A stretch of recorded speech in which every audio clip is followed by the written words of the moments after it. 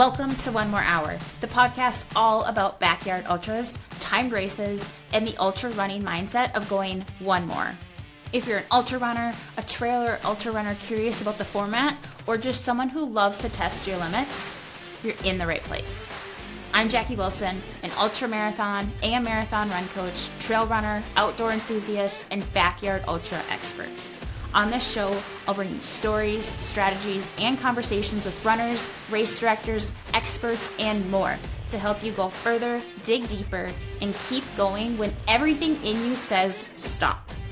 Thank you so much for joining me for some yards. Let's get started with one more. Welcome back to the One More Hour podcast. Today's topic is a big one, and it can set the stage for an incredible 2026 if you do the mental prep work ahead of time to set yourself up for success. Today we are getting clear on your 2026 Backyard Ultra goals with the questions that actually matter. This isn't about picking a race. This podcast is not about mileage goals, and it's definitely not about deciding how many hours you should last in a Backyard Ultra. This episode is about clarity. Most runners don't fail at Backyard Ultras due to a lack of fitness. They struggle because they never got clear on why they were there in the first place, what success actually looks like for them, and how they want to respond when things get uncomfortable, and they always do. They always get uncomfortable. So as we close out 2025 and we look forward to 2026, I want to slow this down and walk you through the questions I wish every runner asked themselves before committing to a Backyard Ultra. You don't need to answer everything right now. If you want to have a pen and paper and take some notes while listening to this, but I'm sure a lot of you are listening to this on a run or a ride or driving or cooking or whatever, but please take the time to think about these things and write some things down in your own time. You don't need to know your race yet. You just need honesty. So let's talk about the first section, which is why Backyard Ultras require different goal setting. Traditional goal setting does not work well in Backyard Ultras, period. There's no finish line, right? There's no guaranteed distance. There's no predictable outcome. And yet, most runners still approach them with marathon style thinking. If I can just get to X miles or X hours or X yards, I'll be happy. If I can last longer than last time, it's a success. But here's the problem. Those goals quietly become ceilings. I did an Instagram post about this in the last week or two, and I had a lot of DMs asking me questions about goal setting and mileage and why I don't recommend setting a mileage goal going into a Backyard Ultra. So go take a look at that, but think about it more as we talk through some of these questions. The problem again is those goals, the number of yards you're going to run, the number of hours that you're going to run, the number of miles you're going to run, those quietly become ceilings. And your brain hears those things, and that becomes a quitting point for your brain. So the first thing I want you to ask yourself isn't about mileage or hours. It's this. Why am I drawn to the Backyard Ultra format? Like, really, why are you drawn to that format? Not the Instagram answer, not the because it sounds cool answer, but what's underneath that? Really think about that. Is it curiosity? Is it wanting to test your patience? Is it wanting control? Is it wanting to prove something to yourself? For me, it's not giving up when it gets hard. Like, if you know my background, I have a master's in accounting. I was studying for the CPA exam. I am an extremely hard worker, but I'm not necessarily extremely book smart. Like, my husband can read a textbook and he doesn't need to look at it again, and he'll get 100 out of 100 every single time. I need to put 100 hours into doing every single problem 10 times to wrap my head around it and to be able to apply all the principles. So I was working, I had finished my internship, I was working in full-time transaction consulting in public accounting, helping these billion-dollar companies and owners sell their companies, find the buyer, go through the entire process. And my boss asked why I was killing myself over studying for the CPA exam while also working these extreme hours. We didn't have a down season like tax and audit do. They just have their busy season and then they're done. We don't have that. And that was my first time where I was like, whoa, like someone's telling me that I don't need to do this. And I came to the realization of, okay, I don't actually need this for my career path. I'll be done. And that was my first kind of breaking point of giving up on myself, which still makes me emotional. And I'm extremely grateful for all of that season of my life and what it's taught me. But that was the first thing where things got hard, I didn't actually push through. And that's one thing that I see myself doing constantly is when things get hard, I give up. And the backyard has helped me push through all of that and to really just ride the waves in ultra running in general. Just, okay, this is a low point in the race. I need to continue to push through. What are you trying to get out of? What is the root of the backyard, of the format of ultra running, of running in general, that you're trying to learn about yourself or reveal or uncover by signing up for a backyard ultra? So when I'm at a race, I'm running a race, I can tell within the first few hours of a race which runners never ask this question, because when things start not going well, which can happen very, very early, they don't know why they're there anymore. Or I hear them talking about, I'm just out here to run. Maybe I'm going to make it to 50 miles. Maybe I'm going to do this. Maybe I'm going to do this. I don't really have a nutrition program or plan. What are you doing for your nutrition? I can tell which runners have not asked these questions, and they're extremely important to ask. Section number 2, harder versus different. So one of the biggest misunderstandings I see is runners thinking a backyard ultra is just a harder race. And really, it's not hard until it's hard, right? It's a different skill set entirely. So I want you to ask yourself, do you want a harder race or a different experience?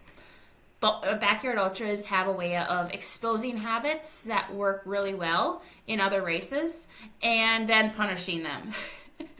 And the biggest one is intensity, right? So most races, intensity is rewarded. You can push early, you can bank time in an ultra. Like, this is obviously very different than a half marathon. Banking time doesn't really work, but depending on the course profile of an ultra, you can push early, you can bank time, you can create space, you can hang on to that. You can run later on in the race and still maintain a big lead or maintain your position. Backyard ultras flip that because you're stuck in the format, right? There's no advantage to running faster than you need to, and I would actually discourage against it. There's no prize for winning the early loops. Usually the people that are running the fastest earlier on are not going to last to the end. They're not going to be the last runner standing. I've seen runners go out at 38 minutes, 40-minute loops, and they have a very high fitness level. Like, some of them have run sub 3-hour marathons, but that's not necessary, and there's a lot of downtime at camp, and they only end up making it 8, 10, maybe 12 hours. So there's no prize for winning those early loops. There's no recovery from repeatedly borrowing energy that you can't repay later. Like, you can't get that back. You can't store that for later. You're not pausing the clock when you get back to camp either. So every surge, every unnecessary push, I feel good, so I'm just going to run this one a little harder, or I feel really good, I don't need to fuel for the first few hours. All those decisions get tallied. Not immediately, but eventually. What I really see is over and over again, runners who feel incredible, again, for their first 6, 8, 10, hours, that's when they unravel. It's not the fitness, it's the mental side, and it's the strategy. And intensity creates fatigue that doesn't show up until later on. What you do in the first few hours dictates how you feel at hour 10, 12, 14. What you do at hour 12 dictates what you feel at hour 24, and so far, okay? So backyard ultras aren't just about how fast you can move. They're about how little energy can you spend while still moving forward. Why patience matters more than toughness. This is where people confuse toughness with patience. Toughness says, I can push through this. Patience says, I don't need to push yet. That's what backyards say. Backyard ultras reward the runner who can stay calm when things feel too easy early on. Because the race hasn't started when your legs feel fresh. The race starts when boredom sets in, when you're tempted to speed up because you're restless, when you want to prove that you're capable, when patience meets ego. Patience is choosing to walk hills you could run on. Patience is letting people pass you without responding. Patience is trusting that energy saved now becomes resilience later. And that's really uncomfortable for high-achieving runners. And the ego starts to talk back to you, right? Because it feels like you are underperforming. But in this format, that is not underperforming. That is being patient. That is being strategic. That's what you want. And again, talking a little bit more about ego management becomes the real limiter, right? So ego starts sneaking in, not in a loud, obvious way, but in subtle ways. Ego shows up as, I should be further along by now. I don't want to look like I'm struggling. I don't want to be the first one walking. I don't want to quit after telling people I was doing this. I should look stronger than them. I think I can run a faster marathon than them, so I should be running my laps faster than them. Backyard ultras don't ask if you're tough. They ask if you're honest. Honest about your pace, honest about your fueling, honest about when you need to walk, when you need to sit, when you need to reset, when you need to let go of a plan. And the runners who struggle the most aren't the least fit. They're the ones who can't separate their identity from their performance. When ego is driving, decisions get emotional. When ego is quiet, decisions get strategic. And at some point in every backyard ultra, you're going to be asked to choose between protecting your ego and protecting your race. Let me repeat that. At some point in every backyard ultra, you're going to be asked to choose between protecting your ego and protecting your race. That's why this format is not about being the toughest person out there. If what you want is intensity, a backyard ultra will frustrate you. It's about being the most patient and the most adaptable and the most honest with yourself. And if you want depth, mentally and emotionally, this is where the format shines. So you need to ask yourself what you're actually looking for. Are you looking for harder? Are you looking for different? Section number 3 is defining success without a finish line. So one of the hardest questions in the backyard ultra is also the most important.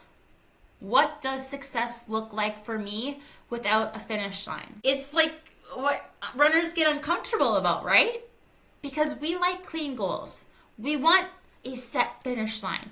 We want to know how long am I going to go? How far am I going to go? What is the goal? Because when there's no clear ending, the brain still desperately wants one, right? And backyard ultras don't give you one. And if you don't define success ahead of time, your tired brain will define it for you very quickly. Usually in the most limiting way possible. So ask yourself, what does success look like for me without a finish line? So there's 2 things that I want to talk about with this. It's why X hours can be useful and dangerous. And 2 is the difference between aspirational goals and identity-based goals. So let's talk about the idea of being able to set an X hour goal. On one hand, it can be useful. It gives your brain a reference point. It can calm anxiety. It can help you pace and plan early. But here's where it becomes dangerous. The moment X hours becomes the definition of success, and this is what my Instagram post talked about last week or the week before, it also becomes a ceiling.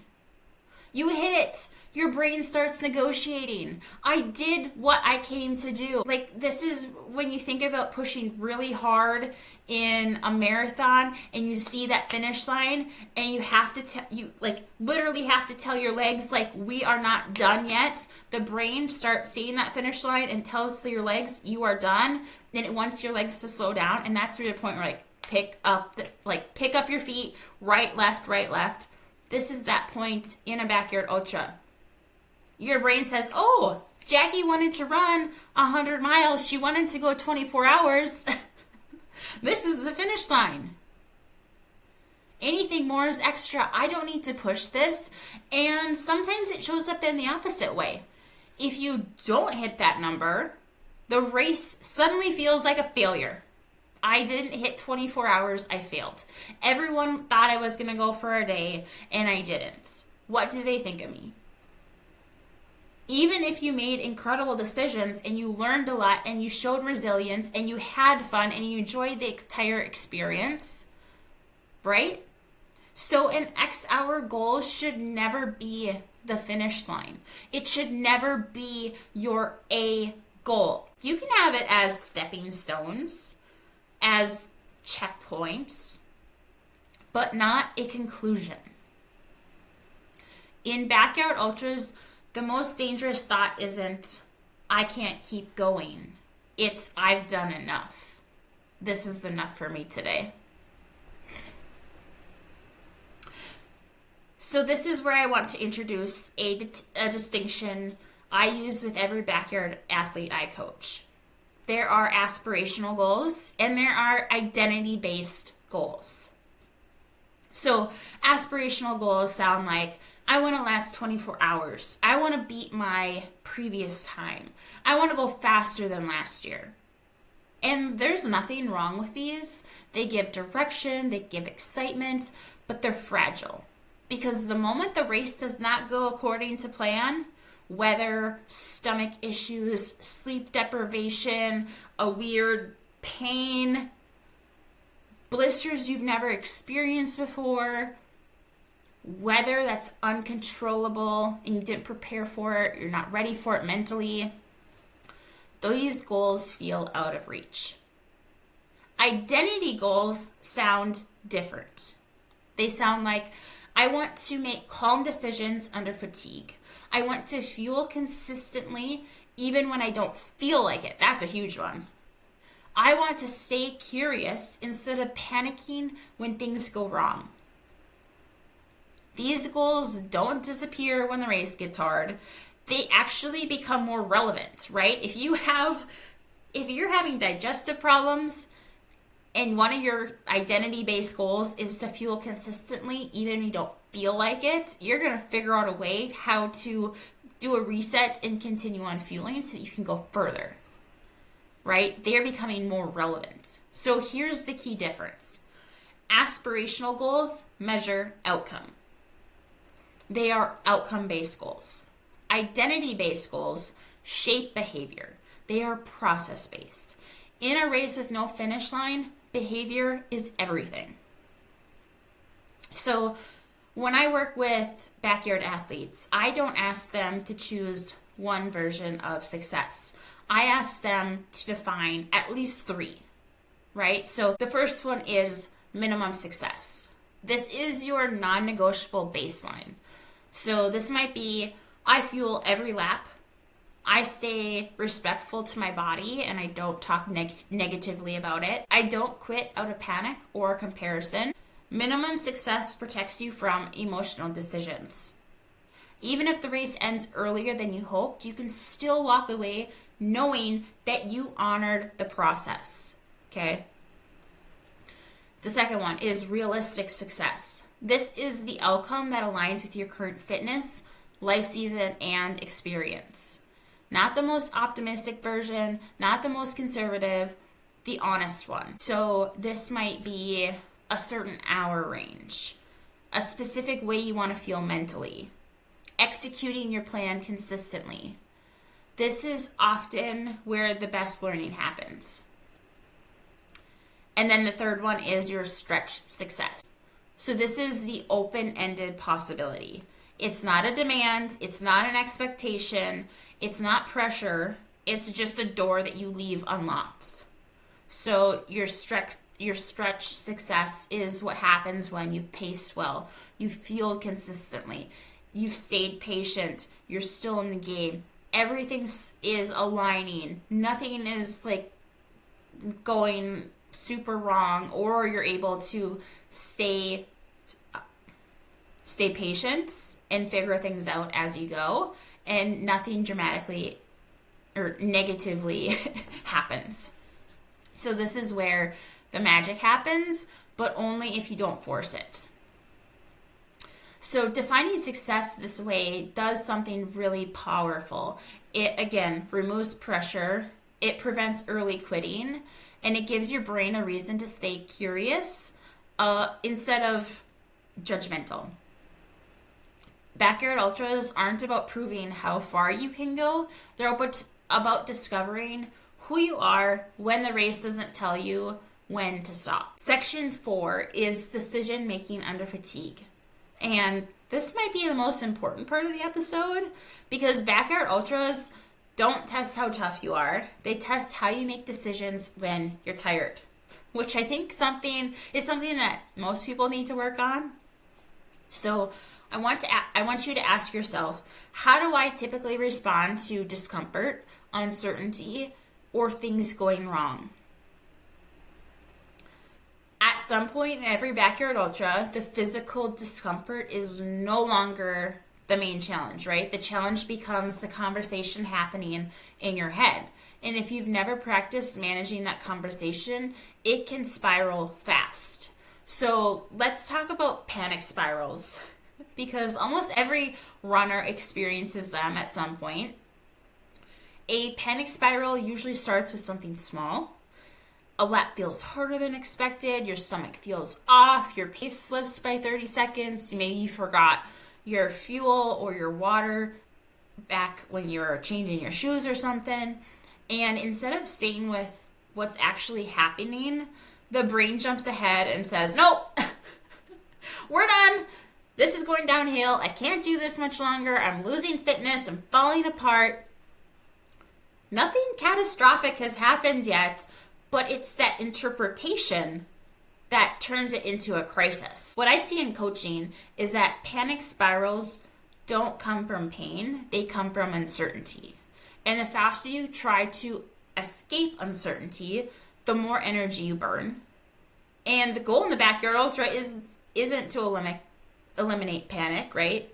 It's to notice it and to slow it down. Backyard ultras also make bad laps feel personal, because you repeat the same loop over and over, and it's easy to turn one off loop into a story. This lap was slower, I'm fading. Remember, that's one of the biggest mistakes that new backyard ultra runners make, is as soon as they run a slower loop, they quit. They say, this felt worse, so it's only going to get worse. It's not going to turn around. Remember, we've talked about that too, where you just need to learn to ride the waves of ultra running. Last hour was easier. Something must be wrong. You're going to have ups and downs, right? But bad laps are data. They're not diagnosis. Right? Fatigue fluctuates. Nutrition hits late. Mood comes and goes. And the runners who last the longest are the ones who can say, okay, that lap wasn't great. Let's see what the next one brings. They don't try to fix everything at once. They remove the emotion. They make one small adjustment. Maybe that's fuel, maybe that's pace, maybe that's walk breaks, maybe that's hydration, maybe that's a change of shoes or socks, and they keep going. Overreacting to a bad lap turns into a temporary dip, into a permanent exit.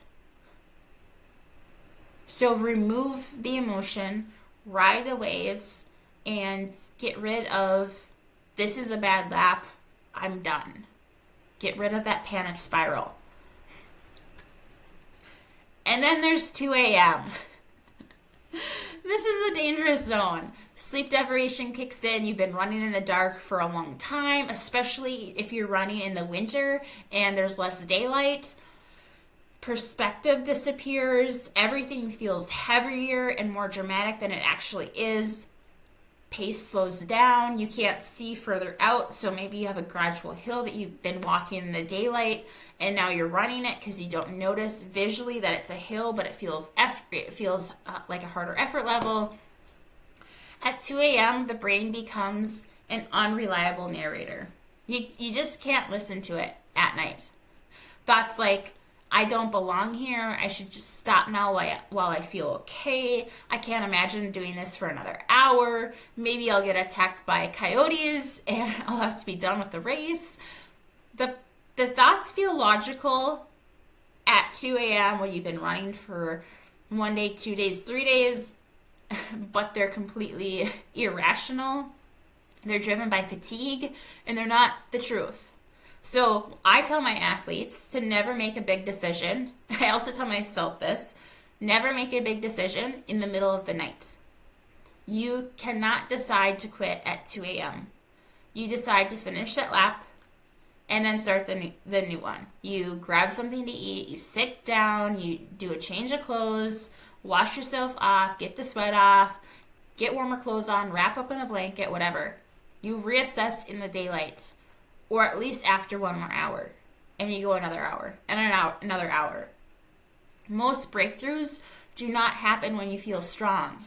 They happen after you outlast that urge to make that emotional decision. You decide, okay, I'm going to go 1 more and see how it feels. Okay, I'm going to go 1 more and see how it feels.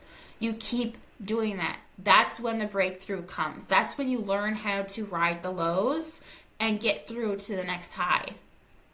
That's when you get stronger. Backyard ultras don't ask you to be fearless. They ask you to be patient with your own thoughts, to pause instead of react, to respond instead of panic, to treat your brain like another system that needs managing, just like your legs or your stomach. Your brain is a muscle. It's an organ. It needs to be treated like one. And when you can do that, you don't just last longer, you race better. So ask yourself, who do I want to be when the race stops being fun? This is identity work, and identity decides whether you stay or you go. Section 5 is about life season and readiness. I think this is the part that most runners skip because it feels inconvenient and timely. So ask yourself, does my current life season support this goal? Not just physically, but mentally and emotionally. When we talk about readiness for a backyard ultra, most runners immediately think about fitness. They think about miles, they think about long runs, they think about weekly volume. But readiness is bigger than fitness. And ignoring that is one of the fastest ways to sabotage both training and race day. So when I talk to my athletes about training for an ultra, yes, there's more training involved, there's more running, there's more volume, but you also have to consider, you have to support that. So there's more nutrition, there's more sleep, there's more recovery needed, there's more strength training and mobility work, there's more specificity when it comes to trail running and putting in the work for hiking and walking, intentionally walking. But you also have to manage stress load. Your body doesn't separate training stress from life stress. Work pressure, emotional stress, decision fatigue, poor recovery. It's all in the same bucket. Everyone has one bucket. This is your stress bucket, and everything goes into it. You don't have separate buckets for everything. So 2 runners can train the same amounts, and they can have completely different capacities to absorb that work depending on everything else that they're carrying. Sleep is another one. Sleep is where adaptation actually happens. You are not getting stronger and faster and fitter during your runs, during your work, during your lifts. You get fitter when you're recovering, when you're sleeping, when you're sitting down, when you're resting. Chronic sleep debt makes everything harder. Pacing feels off, effort increases, mood drops, small problems feel bigger, nutrition decisions are not as great, and in a race that already includes sleep deprivation, starting under-recovered is a massive disadvantage. I have to remind myself this every tax season. I help my husband's firm with taxes, and I have to remind myself that I coach full-time. This is my full-time business. But I'm also taking on this extra load of tax season with helping his firm. Plus, I do 100% of the responsibilities at home and with our dogs. And I have to remind myself that diving into a huge training cycle during tax season is not always to my advantage if I am not managing all of these other things. So you have to look at, is this the right season? Am I sleep deprived? What is my stress level like? And can my bucket manage all of that? It is very common to think, oh, I'm starting a new job, I should train for a marathon. Oh, I feel out of control in this area of my life, I should train for an ultra. And although training can get you through those seasons, those hard seasons, can teach you a lot about yourself, it's not always a good thing, and it's not always the right season to do it. We also should talk about work, family, and capacity. So this isn't again about excuses. It's about being honest with yourself, your job, your family, your responsibilities that require energy, presence, and flexibility. So the question isn't, can I train? It's, can I train well without resenting my life or my running? Can I train well without breaking down every day because I feel overwhelmed with all my responsibilities? Can I find harmony with it all so that it does benefit me while I'm in the season of life? You can be physically fit and still not be ready. If stress is high, if sleep is inconsistent, and life is stretched thin, your margin of error shrinks. I'm not saying you can't take it on, but you have to be flexible with your goals, your training, and your approach to what do I want out of this experience. So when I have an athlete that comes to me and says, I want to run this 50-mile race, and I just started a job, and we're moving, we start talking about process goals right away, and we set goals that are more realistic for the season of life instead of, okay, we're going for a 50-mile PR, or we're trying to run as far as possible while fueling well, while being consistent and making rational decisions every hour in a backyard ultra during the season of life. We may use a backyard ultra as a stepping stone for the next backyard ultra in the fall when you're out of this stressful season of life.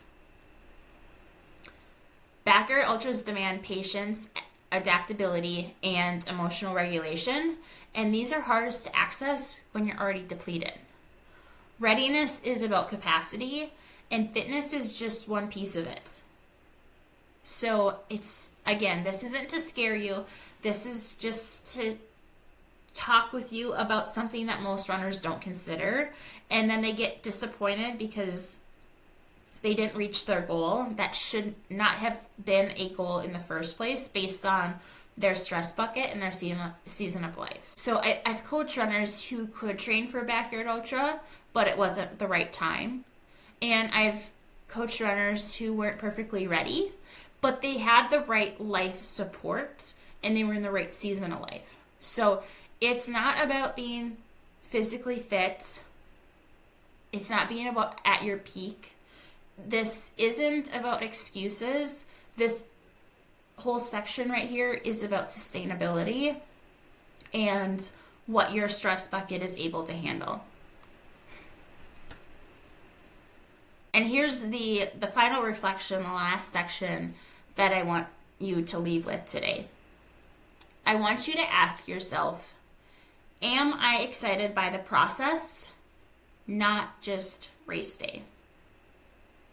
Does training excite me? Or am I just looking forward to race day? If there's one question that quietly predicts who thrives in backyard ultras, it's this one. It's, am I excited by the process, not just race day? Because the process is where the format lives. Backyard ultras, I know some people thrive in repetition and boredom, and they're actually not bored. They're thoroughly enjoying every single loop. But that's not very common. And that's the entire concept of the race, right? Running the same 4.167 mile loop every hour on the top of every hour until one runner remains. Backyard ultras aren't built on hero weeks or breakthrough workouts. They're built on showing up when nothing exciting is happening. The same runs, the same easy runs, the same long runs, the same pacing practice, race day simulations over and over and over. The same lifts. There's no highlight reel for consistency, but consistency is what gives you the confidence at 3 a.m. when your brain starts asking if you belong there. If you need constant novelty or validation to stay engaged, this format will feel mentally exhausting long before it feels physically hard. Strength training is a perfect example of process over hype. It should not be flashy. It doesn't feel immediately rewarding, and it really gets credit when things go well. But in backyard ultras, strength is what keeps your postures together when fatigue sets in. In ultra running, strength is what holds you together when you are tired. It's what protects your joints, your tendons, your ability to keep moving efficiently after hours of repetition. Most runners do not lose backyard ultras because their cardio fails. They lose because their bodies can't tolerate that repeated load anymore. If a runner says at the beginning of a race that they haven't been doing strength training, I can almost guarantee that they're not going to last very long. The runners that last the longest are those that put in the work in the weight room. Strength training is an investment in durability, not in speed. Walking. Walking is one of the hardest skills for runners to embrace, because if you're going to go out and walk, why don't you just go out and run? Because you can cover the same distance in half the time or less, or you can cover double, triple the distance in the same amount of time, right? It's not the hardest skill for runners to embrace because it's not physically hard, but because it challenges identity. Walking early feels wrong. It feels like giving up ground. It feels like underperforming. Like, we're 3 hours into this and we're only 12 hours in. Whereas you could be 18 or 20 miles in if you were running the entire thing at your easy pace, give or take what your easy pace is. But in backyard ultras, walking is not a backup plan. It is the plan. It is the strategy. Knowing when to walk, how to walk efficiently, and how to transition back to running calmly saves enormous amount of energy. The runners who walk well last longer than the runners who run everything. The runners who start running first and start running those 38 to 42 to 43 mile loops in the very beginning and don't walk for the first 8 hours are going to start feeling it after that. And the last section is repetition. Same loop, same timing, same route, over and over and over and over again. This is where people either settle in or they unravel. Repetition removes novelty and it forces you to be with yourself. There's no distraction. There's no chasing the next mile marker. Training for a backyard ultra is training to stay present inside monotony. If you can learn to find comfort, rhythm, or even curiosity in repetition, you're unlocking one of the biggest keys to this format. So backyard ultras don't reward the excitement. They reward commitment. If you can fall in love with the quiet work, the boring stuff, the consistency, the strength, the walking, the repetition, race day stops feeling intimidating. It just feels familiar. Backyard ultras reward people who fall in love with the work and not just the outcome. You have to embrace the process and fall in love with it. Before you move on with your day, I want you to sit with this one.